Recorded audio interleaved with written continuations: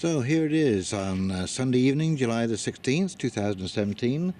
This is Hound Dog Steve coming to you from a late evening wrap-up, vlog, whatever you want to call it. You know, I just love daylilies. I've been given some spectacular daylilies from a friend of mine, and so they really just add to that whole colour combination. I can't wait till the sunflowers burst out. Well, I got all of this seeded in. There's another couple of interesting daylilies.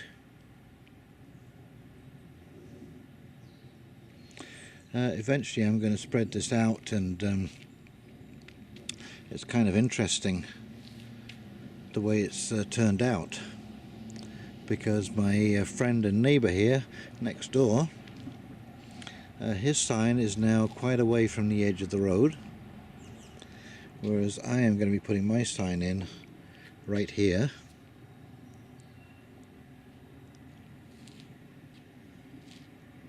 So I'm wondering if he's going to dig his up. But anyways, yeah, I'm going to put the corners in with a fence post and some split rail cedar fencing to delineate the fence post. But a lot of this, I really want to expand this into like an English country garden. It's starting to get there right now. It's sort of got that bit of a feel to, you know, there's a bit of a jumble of things in there, but they all go together and there's a nice colour combination. Anyway, the sky is atypical for this year, which is grey. We've had some rain.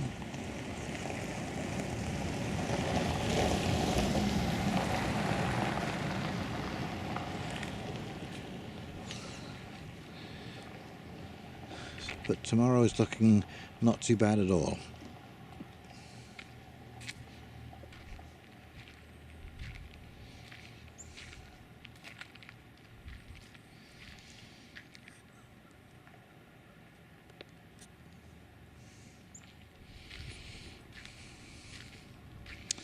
I always think my laneway into the back of the house looks a little bit like a farm laneway. So let's do a little tour around the garden. Yes, my next little project is going to be the greenhouse right here. Seeing that I finally caught up with all of my chores. Well, sort of, kinda. I just got the onions weeded out, and they're coming along very nicely. The potatoes are doing really well, although I'm not sure what this yellowing is. I'm wondering if it could just be too much water. We've had a lot of rain this year. A lot of rain.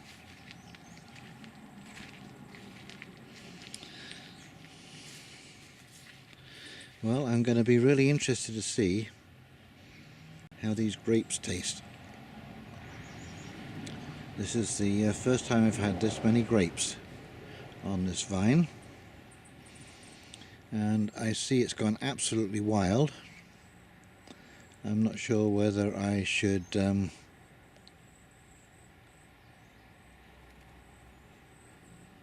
not sure whether I should let it grow up this cedar tree, or whether yes, I don't want to really transplant it, because it's got a good thick stem on it now, and it's really starting to get established. We'll have to see.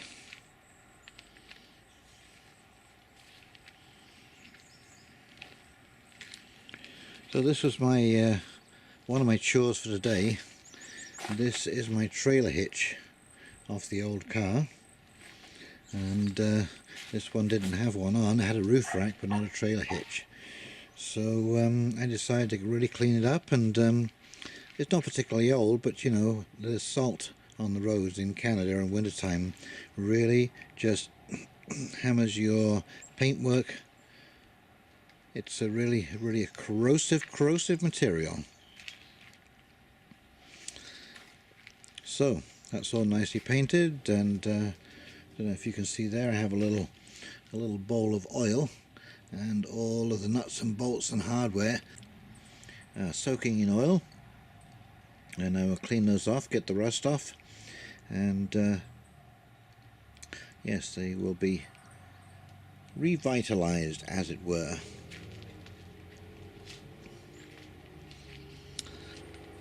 So as you can see, everything is doing very well indeed. The rain surely makes a difference, and I have here a wall of peas. Look at them. I may just end up putting another row of wire up along that. I can go up about another 2 feet higher, because this happened last year. They just got to the top and they started curling over onto the other side. But I've finally bred these down. Every pea pod is looking pretty close to the same, and you can see there on that one, see it's a full row of peas. And this is really just through selective seeding. Every year I only use the seeds of the best looking pods to put back in the ground for the next year. So I'm continually improving what I have. This is called selective breeding. So it is a kind of way of changing the genetics. And I mean, you can see even with this small pea here, look, it's a full pod.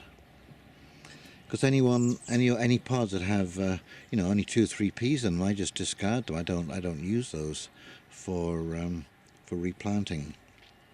And this is how you improve your garden year by year. All of these peas, all of these seeds are used to this soil now, and every year I save some more seeds. They become more acclimatized to the kind of climate we have here, the kind of soil, all of those kind of conditions. But when the daylilies come out, boy oh boy, they just turn this garden into a place of colour.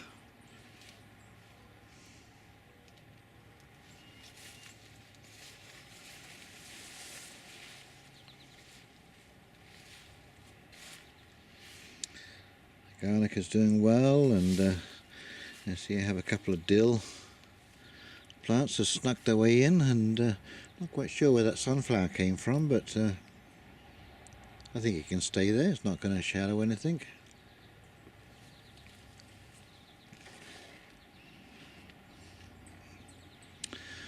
Yeah, the asparagus is done for another year, but the strawberries are still coming on. These are an ever-bearing variety.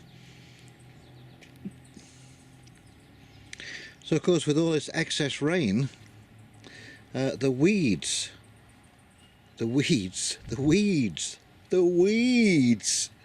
going crazy. You can see I'm going to have a good crop of tomatoes. These plants are doing exceedingly well. They're looking very, very, very healthy.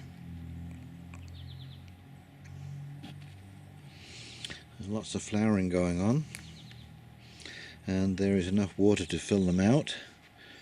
It has been a bit cool though. The high today was 18 degrees.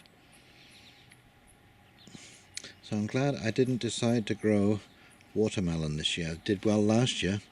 Last year was hot and dry. In fact, I don't think you could have gotten a more opposite kind of year to last year with this year.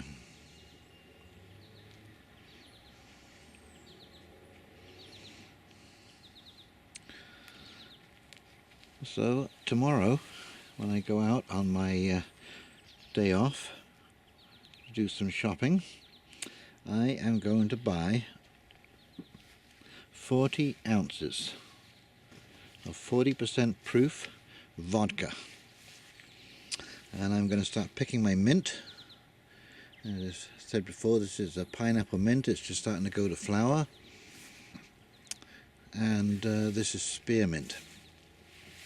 and I'm going to mix these two together with honey and maple syrup, and that is how I make creme de menthe, or creme de menthe. And my God. And this was another part of this evening's chore, was to start weeding out the beets and the lettuce.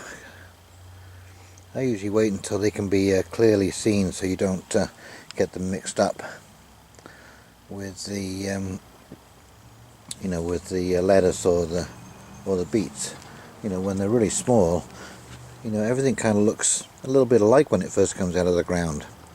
Now it's clearly defined. You can easily see what is a weed and what is a lettuce or a beet. So they're coming on quite nicely now. Of course, as I say, we're a little bit behind. It is July, middle of July. Broccoli and cauliflower, they've really come on strong since we've had all this rain. They're just loving it, and a little cool. They like a little cooler weather. Now I'm going to show you how to work with cauliflower once the heads start to form, because I was told that you take some of the bigger leaves and you fold them over the head and you peg them together with a clothespin, and that will protect the head from the sun and stop it from browning, and so you have a nice large white cauliflower head. Well, my fruit compound is working really well.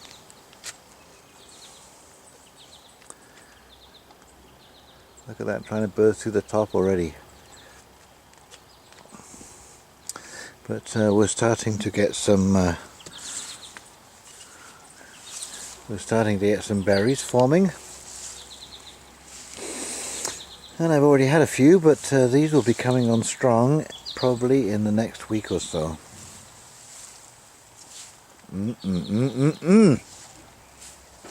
I love fresh raspberries, and when you grow them like this and they're organic, all of these berries, they contain a natural anti-fungicide, which is, of course, cancer is a kind of fungus, and so by eating berries that have been untreated with pesticides, because one of the interesting things, I'm just going to mention this, one of the interesting things about all living organisms is that they are dynamic.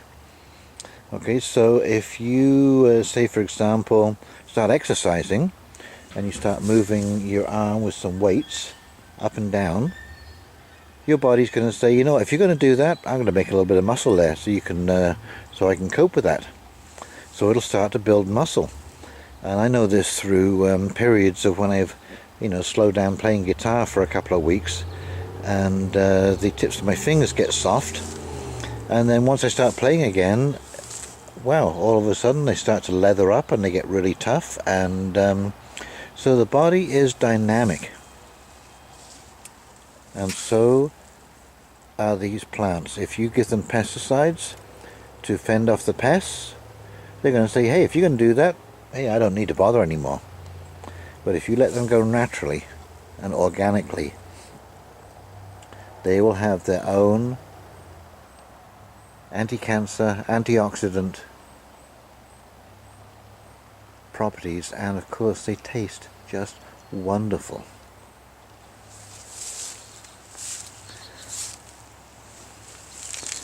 Well, I'm hoping to get on the lawn tomorrow afternoon. I was going to do it today, and then a friend came over and borrowed my lawnmower, and when she got back, lo and behold, it was pouring rain, so everything got, you can see the grass is all flattened out and bent over, and so it's supposed to be a nice sunny day tomorrow. So I'm going to come down here and I'm going to mow my lawn.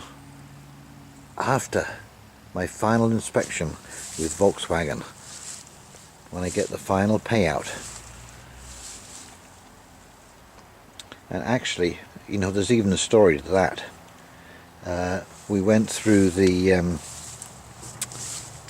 process for this Volkswagen, and I'm changing the subject now. I'm not on the survival garden anymore. I'm talking about Volkswagen.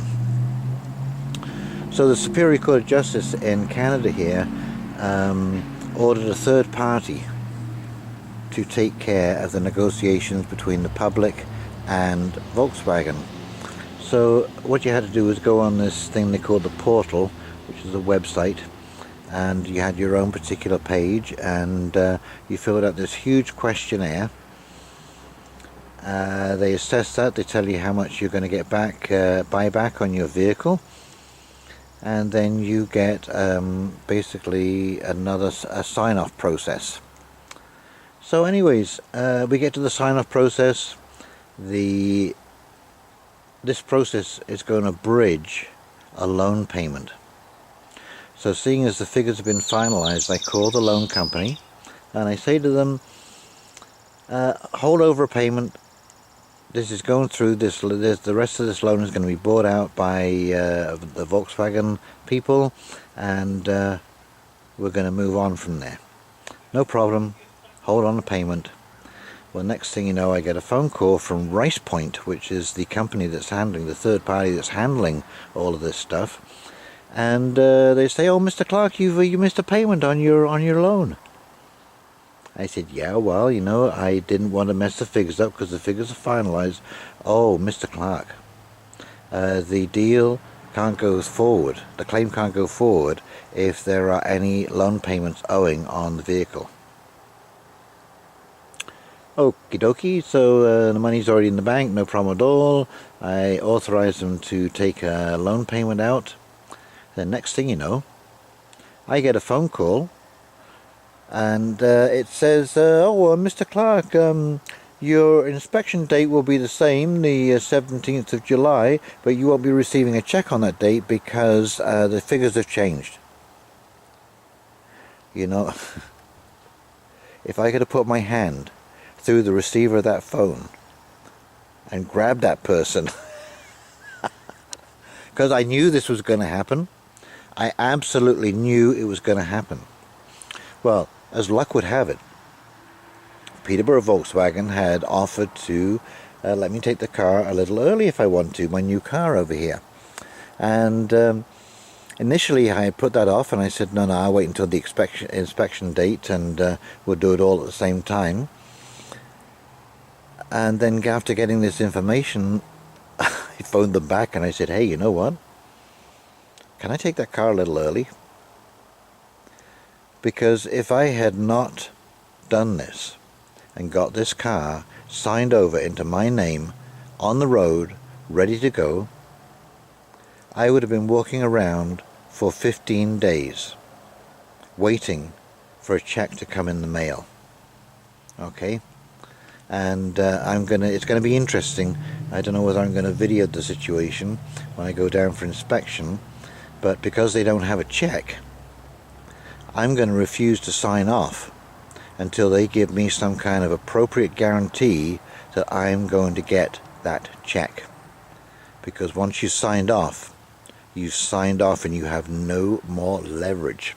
So I am going to be the fly in the ointment, and we're going to see on Monday. But anyways, one way or another, they're going to have to figure it out, and I have a car to drive around in. Because believe you me, when you live in Canada, and you know, Peterborough, I mean, I do a lot of business in Peterborough with my hairdressing. All the supply stores are down there, all of that kind of stuff. It is a 52 kilometer drive to Peterborough. I go there at least twice a week to pick up supplies.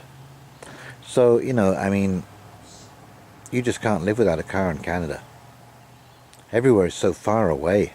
Even Lindsay, you know, our main centre is 35 kilometres away. You know, that's a 20-30 minute drive. So you got to have a car. Anyways, I figured that, you know, RicePoint misdirected me. It's their problem. So I'm going to let Volkswagen and RicePoint duke it out, instead of little old me paying the price and having to walk around on Shanks's pony, you know, for 2 weeks until they get their act together. And in fact, I said when I got on the phone to this, and it's all outsourced, of course. So it's I think it was an Indonesian woman this time I spoke to, and she said, "Yeah, it takes 15 days for the check to come through." I said, "What century are you living in? 15 days? Come on, we're into instantaneous transactions taking place. It doesn't take 15 days to get a check together." Anyway, I got the car. I'm in the driver's seat, as they say. So it's going to be funny on Monday. I am actually looking forward to the... I'm actually looking forward to that little moment when they all realise that I pipped them at the post. And they all jump too soon. And they're going to duke it out with each other. And I'm going to be out of the frying pan and out of the fire. And as I say, into the driver's seat.